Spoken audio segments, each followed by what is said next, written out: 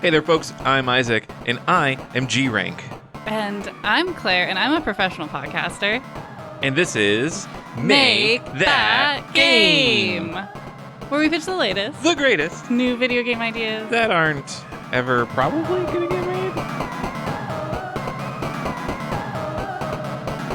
made. We might get enough money to pay a company to do this. Time will tell, right? Time will tell. Yeah.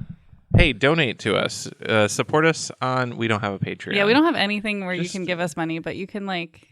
Send a Bitcoin wallet to our email address. That's the Sure. That's the closest thing to a setup for this we have. Yeah. Anyways, this is what Make That Game. This is a show about pitching video game ideas that aren't going to get made. They're not going to get made. And I would like to know if you, Me. Claire, Yes. the professional podcaster, Yes. has a video game idea to pitch to me, Isaac, the G Rank. I do. Yeah, I know. Tell me all about that. Okay. So I'm a little concerned, and I was actually texting with listener Meghana because we're friends in real life. I know. Oh, Shocking. I thought I didn't think that we were allowed to be friends with listeners. You're friends with listeners. Come on. Yeah. So I was texting with listener Meghana, and because she's trying to go through our episodes and make a database of all of the rapid fire rounds. Fire round. That's the joy of this podcast, is that we come up with so many game ideas. We're going to cross-pollinate eventually. Exactly. So it's not a terrible thing, right? It's like, fine. Yeah. It's and fine. At worst case, we always just say this is a sequel to that one. That's true. Or a just like spin-off. that. Yeah. Or an update or... Round 2. Yeah, whatever they call the things that exist. Whatever they call those things that Extant exist. things. Like re-releases. Oh, That's what I yeah, was thinking, remakes, sorry. re-releases, remasters, remakes. Exactly. All the above, really. Yeah. Okay. So this possibly duplicate game idea. Let's talk about it. All right. It's called Dark Rider. And it is a game about amusement park dark rides.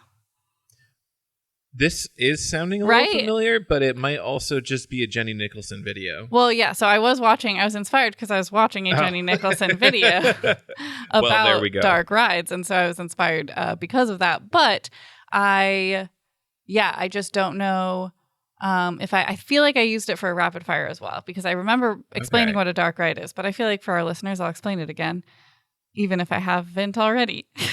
So a dark ride is basically just any ride that you sit in and it takes you through an experience. So it's not really like a roller coaster. It's just kind of like you're being taken through a story in a moving car or a boat. It's a small world after all. Exactly. It's a small world. Pirates of the Caribbean. Every love tunnel. Yeah. Pirates of the Caribbean is probably one of the most like famous, well-known dark rides out there. It's very like pretty much exactly the genre. So, okay, let me get this correct for my own sake. The space tunnel ride at Disney or whatever is not a dark ride. That is an indoor roller coaster. Correct.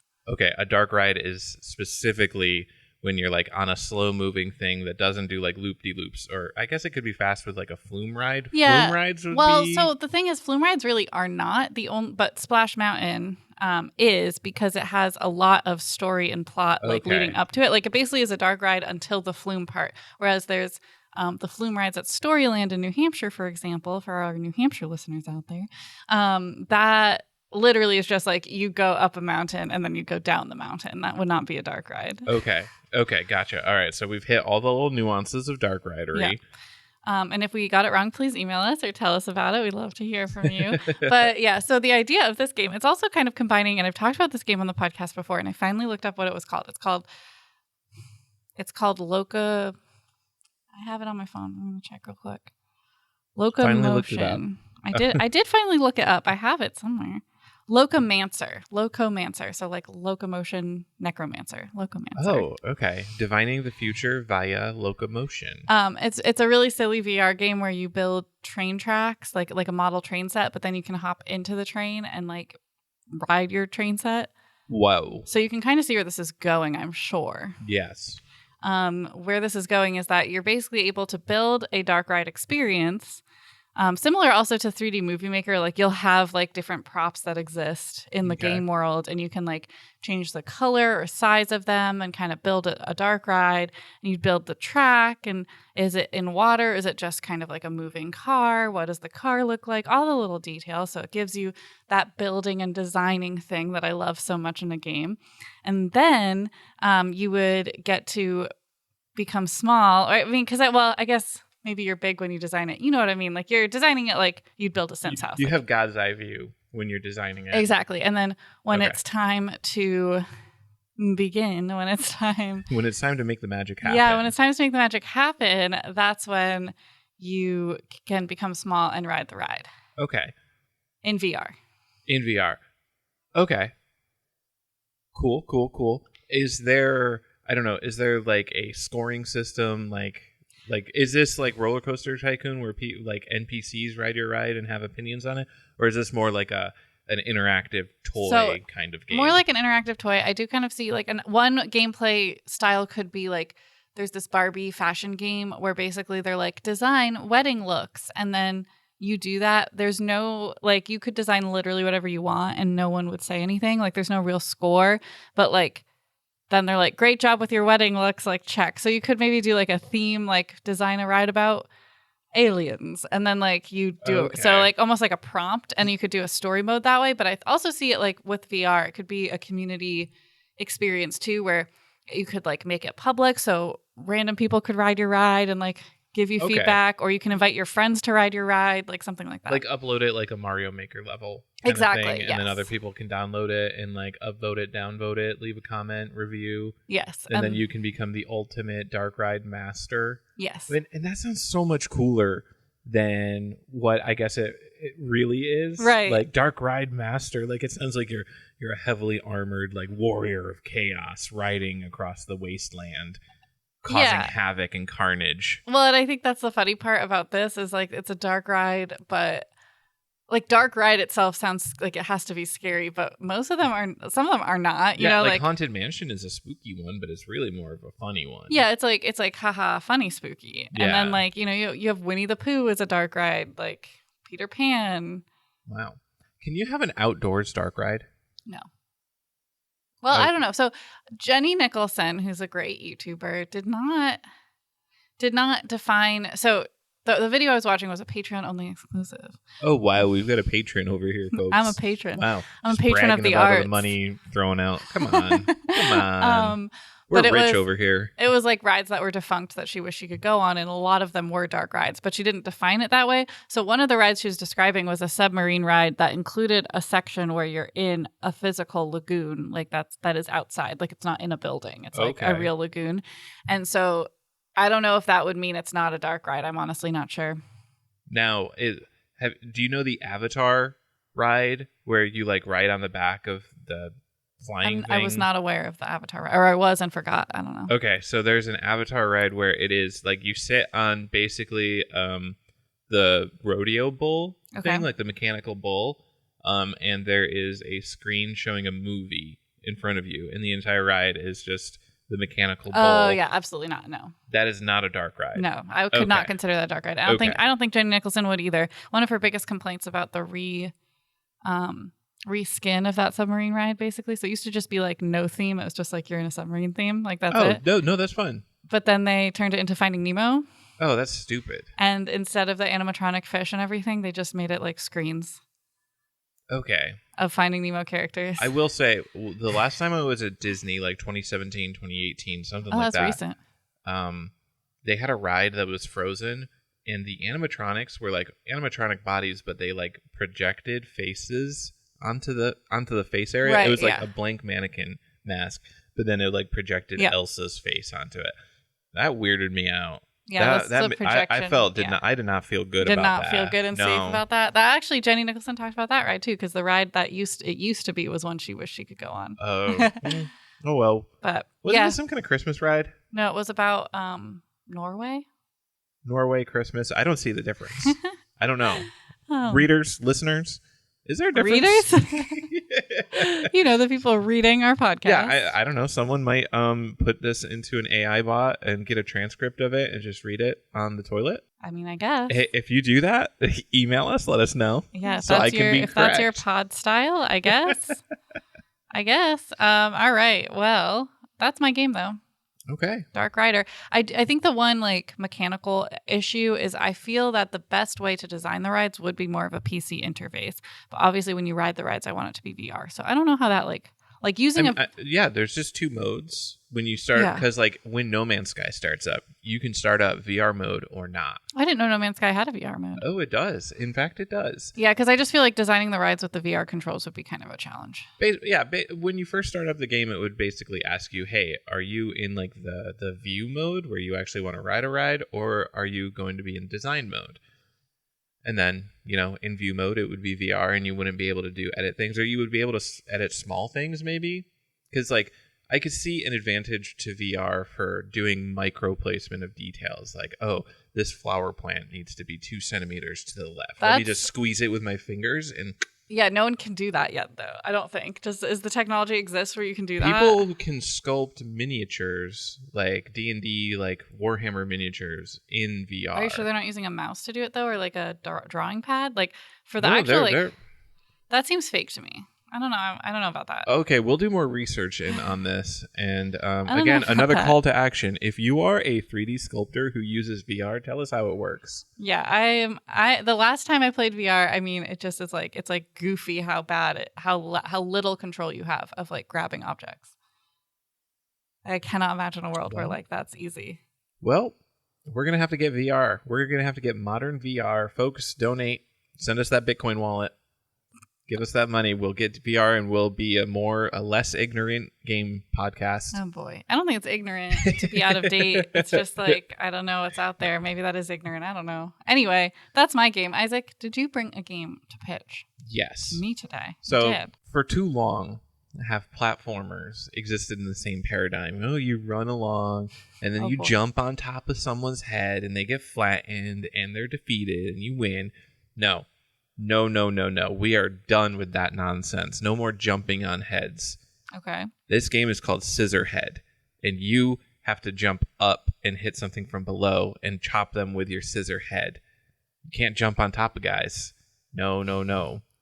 That's the difference? Yes. Oh, this is a 2D. Okay. This is a 2D platformer where you are a little guy, little scissors for heads, and your method of combating enemies, which will be numerous, and solving puzzles, etc., will be to run along and you jump and then you cut.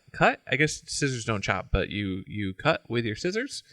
You're going to have to cut ropes. You're going to have to cut enemies. You're going to have to do all that stuff. And now that I'm saying it all out loud, I guess I just described the whole game. I think, okay, I like where your brain went of like, oh, you don't jump on things, you jump at them from under. Yeah. But you also do that in platformers, right? Like in Mario, you're jumping up to like get things and... Well, yes, but like if you jump up in the air and an enemy hits your head, you lose life. You shrink down to little Mario if you're big Mario, or you bum, bum, bum, bum, bum, bum. I think that's the sound that it makes. But anyways, you're dead. You're dead Mario. Okay. Yeah. Come on. This is a great idea, right? This is taking a beloved system that has been duplicated numerous times, and it's adding a little twist. A little twist? Just a little twist as a treat? That's what we do here. We just do a little twist as a treat. Mm-hmm. And yeah. Okay. All right. What's it called again? It's called Scissorhead. Scissorhead. All right. So, but you're upside, I guess to me too, like when I picture like anthropomorphic scissors, the snippies are the feet, but it sounds like you think they're upside down. Well, no, this is like a humanoid with scissors for a head. Oh. Yeah. That's why it's called Scissorhead. So you're not like scissors running around. No, I did think you were scissors running around. You're a body, a humanoid-ish body. Okay. And then you've just got scissors coming out of your skull. Coming out of your skull makes it sound gruesome, but like... Yeah. Like a hat, maybe? Like a hat sort of thing. And yeah, you know, there's a rope above you holding a platform up out of your reach. So you jump up, you cut the rope, it drops the platform down, makes a little bridge for you to cross. Okay. There's birds flying overhead, swooping down to peck at you, and you jump up and you cut them with your scissors instead of jumping on top of their heads. Yeah. And then enemies on the ground are the most dangerous of them all because you got to figure out a way to get them up in the air to scissor them. So like enemy crawling along the ground, they walk onto a seesaw, then you jump in the air, cut a weight down from the ceiling. It drops on the other end of the seesaw, launches the enemy into the air, and then you can jump up and slice it. Okay. That's Scissorhead. That's Scissorhead. That's I can imagine a scene from Scissorhead. Now that you described the main character, it's a little easier for me to understand it. Because I was just picturing literally scissors doing this stuff, and I just wasn't quite sure how that was going. No. You got to paint me the picture. And I hope that was a painted picture enough. Because I described the entire, like, that, what I just described, probably first boss fight. First boss fight is like, you're on a stage, there's a seesaw, there's an enemy, you have to cut weights down and flip them into the air and hit them like that. You do that 3 times, then they're defeated. Boom. That's Scissorhead's first boss. I just taught everyone how to defeat it. All right, well, when this game is created in 100 years, people can listen to this podcast. Years. I don't know. These games will never be made, so That's I'm not true. sure. That is a big concept of it. Yeah. That's the whole thing. That's the whole podcast. But anyway, thank you for your game, Scissorhead. Yeah, thank you. Thank you. Now it becomes the... I mean, you're welcome. You're welcome. Yeah. Thank you for your game, Dark Rider. Thank you. That's our code names now, Dark Rider and Scissorhead. Okay, great. Yeah, so now usually is the deep dive / ask a question segment. Isaac, do you have a question today? No. Yeah, me neither, because we didn't talk about this, and I forgot it existed. So, folks, we have a new podcast set up, and it's brand new, so I don't know. Hopefully this is going well, but... Yeah, I think it is. It sounds good. We'll see in the editing. We're not listening to it in headphones. You have no idea what it sounds like. That's true. In my head, what it sounds like, and I imagine it to be good. Yeah, that's good. Great. I'm manifesting goodness. We're going to manifest a really good recording for everybody out there. But I kind of got really excited about that part of recording the podcast today and forgot about... Spent too much time setting up, not enough time setting up. I mean, I did pitch a game. I have a game true. idea. We did the primary thing, and no deep dive. Listeners, you send us in your deep dive questions because we struggle to come up with them sometimes because we're such adept game designers. We just don't have any questions anymore. We would love to answer your questions about game design on a deep dive together right here in this segment of this podcast. Yeah, and now moving on to the vaunted.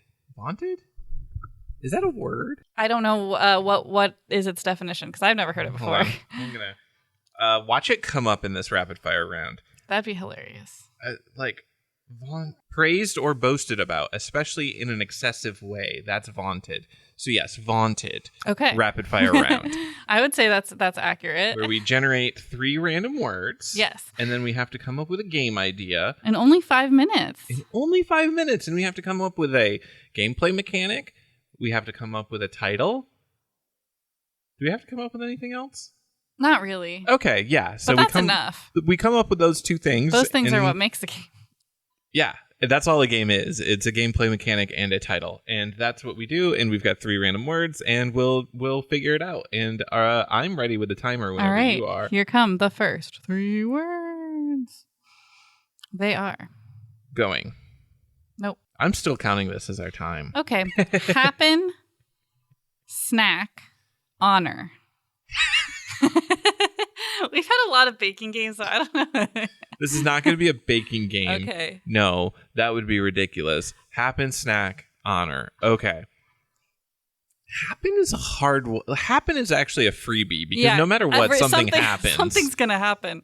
And happen doesn't even have an alternative definition where we can focus in on some. Oh, here's the other meaning of stuff happens. That's a game.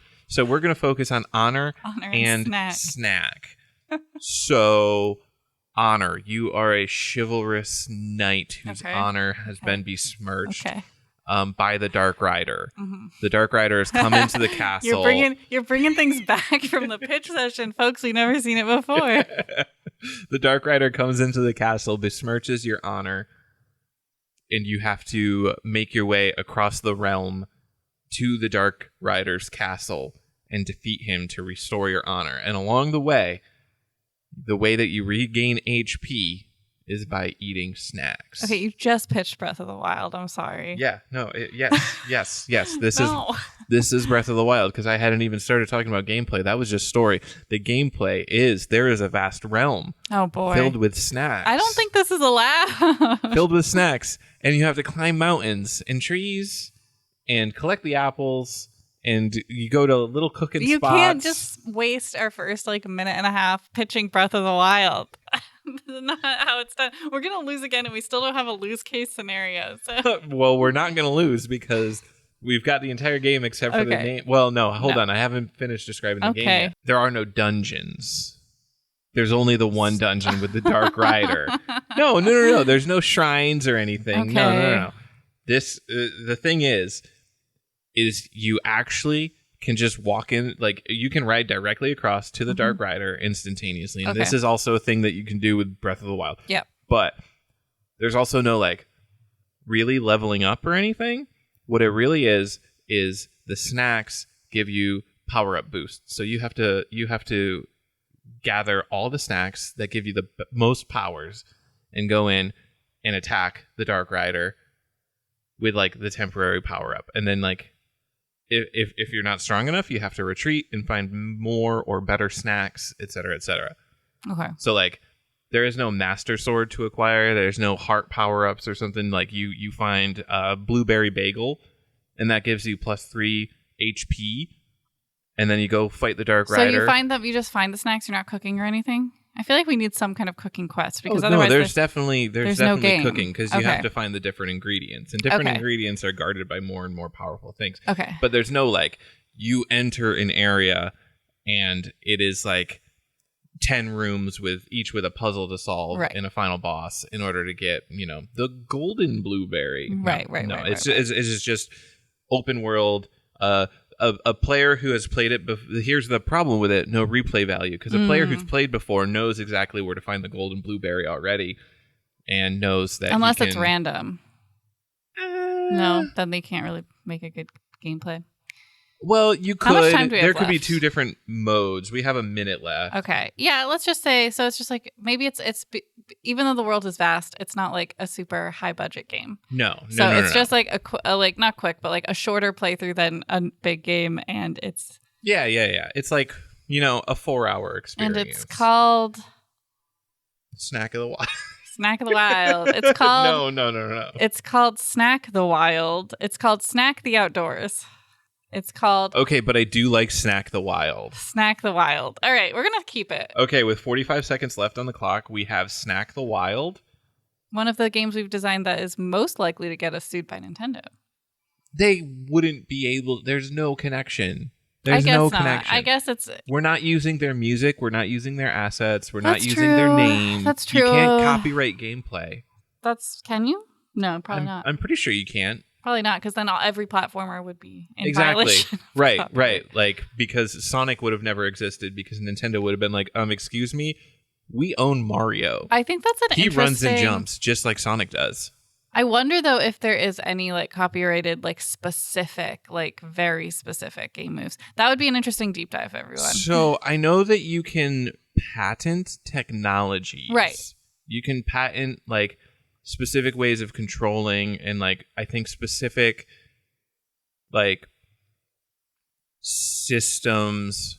I don't think you can patent jumping in a 3D world. Wait, Nintendo did patent something in Tears of the Kingdom. I'm pretty sure people saw the patent and it gave spoilers for what Tears of the Kingdom was going to have in its gameplay. So I guess that there are very specific things that you can patent, and now I want to look that up and see what that is. Well, see, that's what I'm saying. This should be a deep dive maybe next episode. Okay. Well, folks, hold us to that. Someone write that down. It's not us, because we don't have pencils in reach. We don't have pencils in reach, so we can't do it. All right. Are you ready for round 2? I am, yes. Because we do 3 of these. We do, and that was only one. And I'm ready when you are. I'm ready. All right. Ready, steady, go. Fast disposition liability. So disposition always makes me think of like diplomacy and conversations and like. Oh, really? Disposition kind of makes me think of Mary Poppins. If you want this choice position, have a cheery disposition. That's Folks, from Mary you can't Poppins. see it, but I'm looking at her horrified. I am horrified. Yeah, I think of disposition just as meaning like mood. Well, yeah. And that's a key part of diplomacy and negotiations. I don't know. I don't connect it. But okay. Well, that's my Crusader Kings brain. Keep that in the back pocket. Civ brain. Okay. Okay. What were the other words? Fast and liability. Fast and liability. I mean, fast liability, that to me says racing game. Yes. But I was sticking with Crusader Kings. Okay. Fast messengers are good. Oh, my goodness. And there are certain liabilities on the roads, like highwaymen. It sounds like you just want to make Crusader Kings and are trying to fit this no, into that. What this really is I'm throwing it back to that game idea I pitched probably 10 episodes ago that was entirely about sending letters across a large front. Which was a good game. And I just want us to pitch that game as a rapid fire round. But okay, no, we won't. We because literally all of those words came up in that pitch. That disposition did not. No, because the different commanders, I didn't say disposition directly, but different commanders had different moods and loyalties, et cetera, that changed how they accepted messages or received messages and stuff, and how they enacted the instructions in said messages. But okay, we'll do a racing game. You don't have to do a racing game. No, because we can't just pitch a game that I did a full pitch on. Okay, well, what if we combine them? So it's horse racing. Wait, you were playing one of the messengers. Yeah. Okay, all right. Okay, an alternative game mode for this game where you are the messenger directly. Well, no, it has to be its own game. This is the fine. Fine. You can't make a new game for a game. I wanted to do an expansion. No. Okay. Not in the pitches you can. In this, no. Fine. Okay. So, yes, you are riding. You have to avoid the liabilities, which are enemy soldiers, which are bandits, highwaymen. I'm the highwayman. I'm the highwayman. That's what they sound wild animals. Yeah. No, I think this is great. Yeah. Disposition is the same thing as in the other game where or how are we doing that? Let me see if there's any alternative definitions of disposition that we could like bring into racing. Because like I know the position of your racer is like where you are. A person's inherent qualities of mind and character, the way in which something is placed or arranged, especially in relation to other things. An inclination or tendency, action of arranging or ordering people or things in a particular way. Maybe you have multiple messages to deliver, and like part of the race is you figuring out what you think is the optimal path. Okay. That's a stretch, but I'm going to take it because I have a feeling we don't have a lot of time left. Here's another definition. The action of distributing or transferring property or money to someone in particular. Oh, yeah, like dispensing. By bequest, yes. Yeah, so that actually is the game, so we don't even have to worry about it. Okay, boom, that is the game. You are dispensing. We have to name it. Horse Dispenser, Gallop ahead. Horse Dispenser, with 1 minute and 1 second left, Horse Dispenser, Gallop ahead. Is the game of this rapid fire. Okay, all right. Let's not dwell too long on that. And I've got 5 minutes on the clock. Alrighty. Round 3, the final one. Pole. Like P-O-L-L. Pole. Okay. Like a pole. Garage. Prison. What? Pole, garage, and prison. Okay, what if it's like a werewolf kind of style game, like multiplayer online, like Salem Village, right? Or Among Us. And Amogus. You are polled. You have to vote. Very sus. On like abolishing prisons every round, and and then enough people. But if you don't vote for it, like, but there's somehow also people being arrested. So like you. No, okay. This isn't working for me because I'm trying. If the consequence is getting arrested, then everyone's going to vote for abolishing prisons because then that's the game. And then you're like, wow, prisons are terrible. Okay, no. This is a learn 'em up, kids. No, the prison system is bad. Let's go back. I still like the idea of having it be like an Among Us. Yes, because then you can be polled. Like the group can be polled, and you can like try to convince people of what poll answer they should do, but it's be an anonymous poll. Also, like that chef show we watched. Which chef show? The one where they all lived in a house and it was completely unhinged. Yes, the unhinged chef called? show. Yeah, House of Heat. No, it was not. No. Yeah. Anyway, it's on Netflix. So okay. So, abolish was one of our words. No, it was garage. Was the one I hadn't. Garage and prison. Yeah. Okay. What if a garage becomes your prison? So garage. Okay, but it could be a racing game. Another racing game? Yes. That's fine. Yeah, it's fine to do racing games. So garage is, you have a garage full of cars and parts, and like you can do it. I don't know. Like the hard part is like pole position is, I'm pretty sure, a racing term, but it's POLE. Yeah, no, and then we can't. So we can't because it's POLL, and that's terrible. I think it could literally be like you're in the garage, but the doors won't open with all your friends from the neighborhood, and you have to solve a mystery, and one of them did it, and you have to discuss things in the chat, and maybe there's clues in the garage, and then you vote for it, and then it's basically just werewolf reskinned. But as like neighborhood the kids. Garage is too, like, you can't do subterfuge, you can't do sabotage because everyone's in view of each other in a garage. Unless it's a big sabotage garage for one. I named it. That's oh what my it's god, called. sabotage. But we still have gameplay garage. to work on. Okay. Because that just sounds fun to say. Okay. You can definitely have sabotage in a garage. Okay, but what if this is like... Think about like all the big piles of stuff. There could be a car in there. There could be tools in there. What if this is like a kart racer like Mario Kart and it has like power-ups and stuff, but... Or like, you know how the power-ups are often positioned like a line across the track? What it is each of those positions, instead of giving you a power-up, is like a vote. Right? So as you drive by, depending on which person you, like, icon you drive through, whoever gets the most votes gets imprisoned. Which is like the equivalent of like the blue shell in this game. For 5-10 seconds, like their car I don't like that because that's just going to make people gang up on each other for no reason. Like when you play a game like Werewolf or Diplomacy, it's important to gang up on people right away. But like in a racing game, it just feels mean. And I don't understand why you're getting racing, honestly. Is it just garage? Yeah, garage. I think you could do a really good like sabotage werewolf skin in a garage game. Okay. I'm not seeing it as racing, but I see that you're not seeing my theory either, so I don't know where to go with this.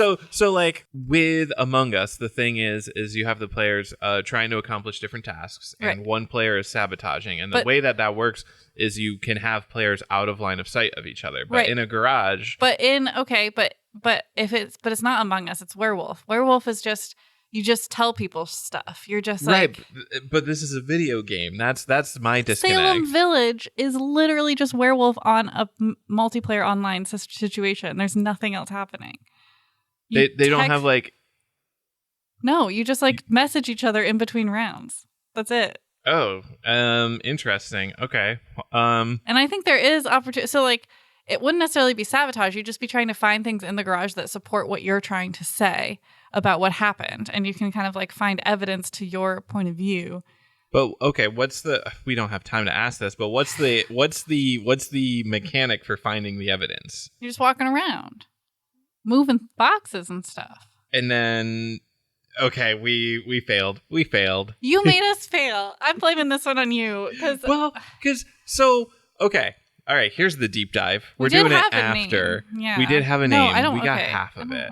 Deep dive, but okay. Well, because I don't see... Sorry, the thing that I'm not translating is like what's the gameplay mechanic except for people sitting... Like, okay, you're in a garage. That's the thing. But what are the clues? How do the clues get distributed? That's the whole...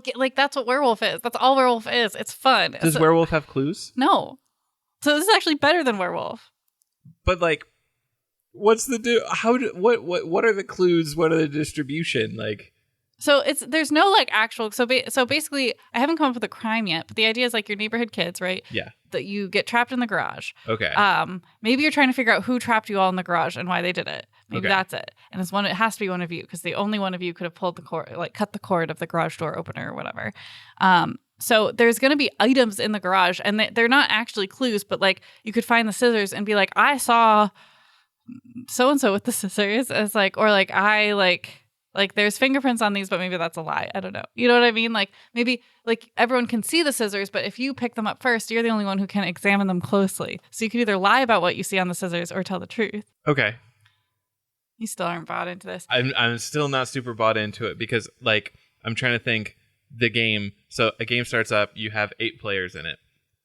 One of them is randomly decided to be the villain and they have to like protect themselves. And then the game distributes a bunch of clues that point towards them. No. Sort of. I get no. The clues don't point towards anybody. They're just you just tell people they do. It's a mind game. Wait, so hold on. All right, we're playing this game right now. I find a pair of scissors. Yeah. And I say I saw Claire with the scissors. Yeah. That means she did the crime. Right. And then you say, I never touched the scissors. Right. And then people have to decide who's true. But you never touched the scissors because the scissors were just an item in the garage. No, but it happened. The incident happened before we were watching, so no one knows. That's the game. That's literally the game Werewolf. That's just the game. I played a different version of Werewolf, I think. You had clues? No, we didn't have clues. Well, so we had personality. So the way that I always played Werewolf was it was people in a chat room because I only ever played online. There you go. And the mechanic was people would vote. Yep. That's the poll part. Different people would have different powers. So like the witch in town, I think there was someone who had like the ability to say they could look at who voted what. Right. No, and then they could use the players could corroborate each other and be like, okay, so because Isaac voted to hang Brian was not actually the werewolf, therefore maybe Isaac is the werewolf trying to get other people hung to win the game. So you're right.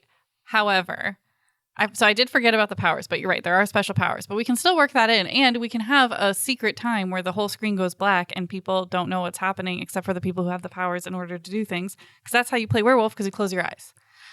I guess I find a difference between structured lying and freeform lying. It is structured lying. Okay, I'm sorry. All right. Let's wrap it up. All right. Well, you win some and you lose some. So that was our rapid fire round. And that is the end of this podcast. You can find us online on Twitter, Facebook, Instagram, and TikTok at Make That Game Pod. You can email us, makethatgamepodcast@gmail.com.